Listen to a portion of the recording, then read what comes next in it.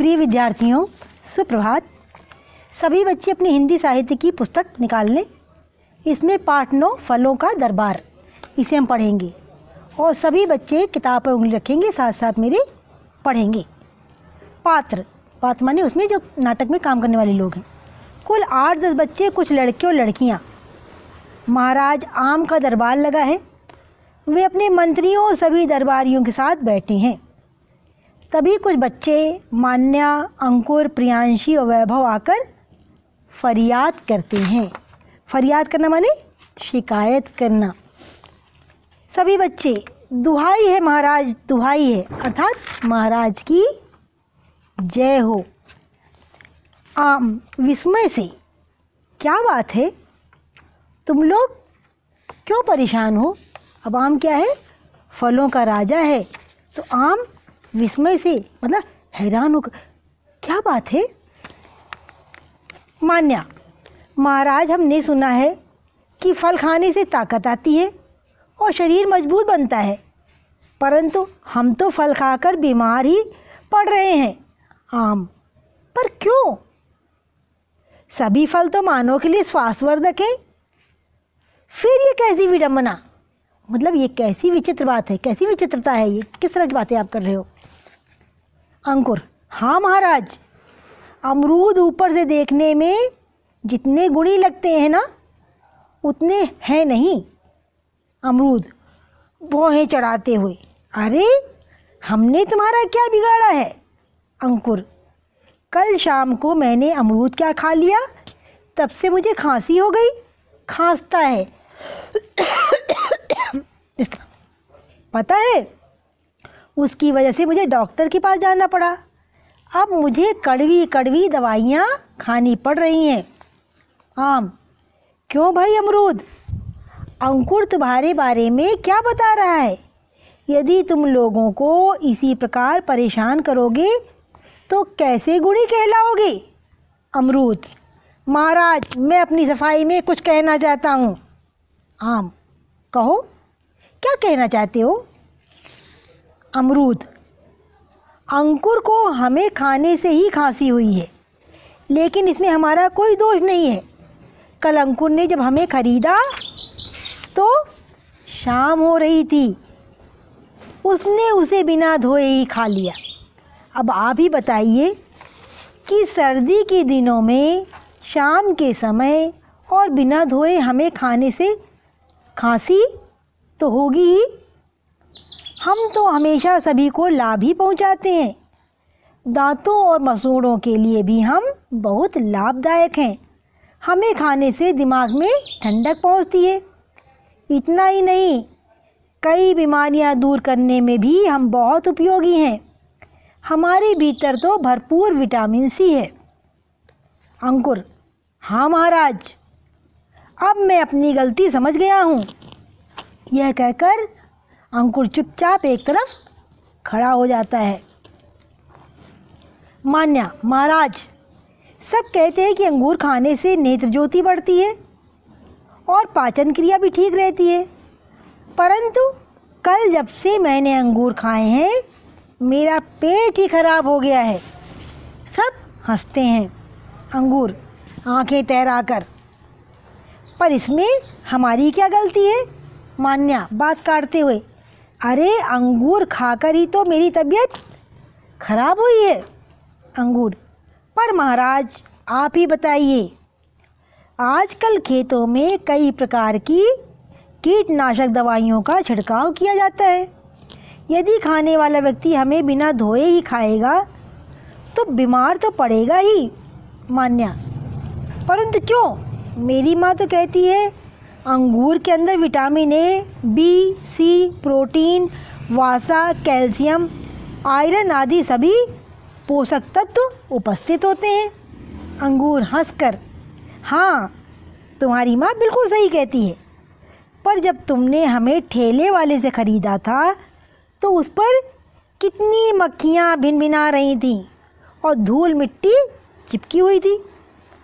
तुमने हमें बिना धोए ही फटाफट खा लिया, इसमें हमारा क्या दोष? मान्या चुप होकर बैठ जाती है। प्रियांशी, महाराज, मैं प्रियांशी हूँ। मेरी शिकायत सेब के विरुद्ध है। विरुद्ध माने उसके विपरीत। कानाफूसी की आवाज़ें सेब के विरुद्ध। कानाफूसी जो धीरे धीरे बातें करती, शिकायत करती हूँ। आम, परंतु सेब तो सर्वश्रेष्ठ फल के रूप में स्थान प्राप्त है। परंतु सेब को तो सर्वश्रेष्ठ फल के रूप में स्थान प्राप्त है। डॉक्टर भी कहते हैं कि सेब खाओ, डॉक्टर को दूर भगाओ, और तुम उसी सेब के विरुद्ध शिकायत कर रही हो। प्रियांशी, हाँ महाराज, मेरे पापा कहते हैं सेब गुणों की खान है। उसमें खनिज, लवण, विटामिन, आयरन, प्रोटीन तथा कैल्शियम पर्याप्त मात्रा में मौजूद होते हैं। परंतु सेब, परंतु क्या? खुलकर बताइए। प्रियांशी, महाराज, मेरा शरीर बहुत कमज़ोर हो गया था। डॉक्टर ने कहा कि खूब सेब खाओ तो ताकत आ जाएगी। मैं रोज़ 8-10 सेब खाती हूँ, फिर भी मेरा शरीर कमज़ोर है।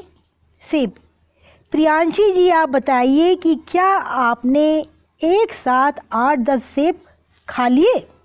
प्रियांशी, पर उससे क्या फ़र्क पड़ता है? मैं एक साथ 8-10 सेब खाऊं या एक सेब? सेब, फ़र्क पड़ता है, ज़रूर पड़ता है। तुम्हें पता है कि किसी भी चीज़ को अधिक मात्रा में खाने से लाभ की जगह हानि होती है और उससे हमारी पौष्टिक क्षमता नष्ट हो जाती है। यदि आप हमें उचित समय और उचित मात्रा में खाएंगी तो आपके लिए हम अवश्य ही लाभकारी सिद्ध होंगे।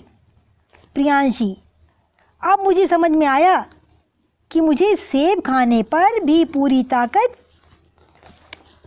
क्यों नहीं मिल रही थी। मैं तो हमेशा इसी प्रकार सेब खाती हूँ, पर अब कभी ऐसा नहीं करूँगी। वैभव पेट पकड़ते हुए, महाराज, इस केले ने तो कल से मेरी हालत ही ख़राब कर दी है। मैंने रात को 2 केले क्या खा लिए, पेट में तेज दर्द हो रहा है। केला, आश्चर्य से, क्या तुमने हमें रात के समय खाया था?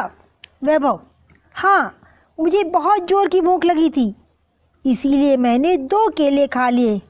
कराहते हुए, तभी से मेरे पेट में दर्द हो रहा है। केला, वैभव जी, क्या आप नहीं जानते कि हमें रात के समय और भूखे पेट नहीं खाना चाहिए? रात के समय में खाने से पेट में गैस बनती है और भूखे पेट खाने से भूख कम हो जाती है। वैभव, तो क्या केले भोजन करने के बाद खाने चाहिए? केला, हाँ, हमें यदि भोजन करने के बाद खाया जाए तो भोजन भी आसानी से पचता है और ताकत भी मिलती है। तुम जानते हो कि प्रतिदिन 2 केले खाने से सभी प्रकार के विटामिनों की पूर्ति हो जाती है। कैल्शियम तो हमारे अंदर भरपूर मात्रा में होता है। इतना ही नहीं, हमारे भीतर मौजूद पोटेशियम तेज़ी से शरीर में तरल पदार्थों की कमी को पूरा कर देता है। साथ ही हमारे अंदर आयरन होता है, जिसे लौह तत्व कहते हैं। इससे लाल रक्त कण बढ़ते हैं, पेट साफ रहता है। रक्त कण क्या है? खून के छोटे छोटे कण। वैभव सोच में पड़ जाता है और दरबार में शांति छा जाती है। तब महाराज आम कहते हैं, आम, बच्चों, सभी फलों का कहना एकदम सही है। यदि सभी लोग फलों को खाने से पहले अच्छी तरह धोएं और आवश्यक सावधानी बरतें तो फल बहुत स्वास्थ्यवर्धक होते हैं। स्वास्थ्यवर्धक माने स्वास्थ्य के लिए फ़ायदेमंद। सभी बच्चे, हाँ महाराज, आज हमारी आंखें खुल गई हैं। आंखें खुल जाना मतलब जाग जाना, जानकारी होना। इसका मतलब है कि हम स्वयं ही अपने अपराधी हैं। अब से हम हमेशा फलों को धोकर और आवश्यक सावधानियों को ध्यान में रखकर ही खाएंगे। सभी बच्चे फलों को धन्यवाद देकर दरबार से चले जाते हैं। तो सब बच्चे देख रहे हैं, ये देखो मान्य, अंकुर सब लोग हैं और आम क्या है? आम राजा बनकर बैठा है, फलों का राजा आम है। बच्चे उससे अपनी फरियाद कर रहे, शिकायत कर रहे हैं और आम सबको समझा रहा है। अब यहाँ देखो, अमरूद अपनी बात बता रहा है कि इन्होंने हमको बिना धोए खा लिया।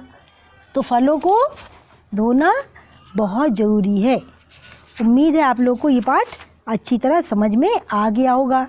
आप सभी बच्चों को ये पाठ दोबारा पढ़ना है और इसके अलावा जो इसमें नए शब्द आए हैं, आपको शब्दार्थ कॉपी में डेट डालकर लिखना है। सबकी कॉपी पर डेट, पाठ का नाम, कक्षा कार्य पढ़ा होना चाहिए और सब लोग सुंदर सुंदर राइटिंग में अपना काम करेंगे। बस इन्हीं शब्दों के साथ मैं अपनी वाणी को विराम देती हूँ। सबका दिन मंगलमय हो।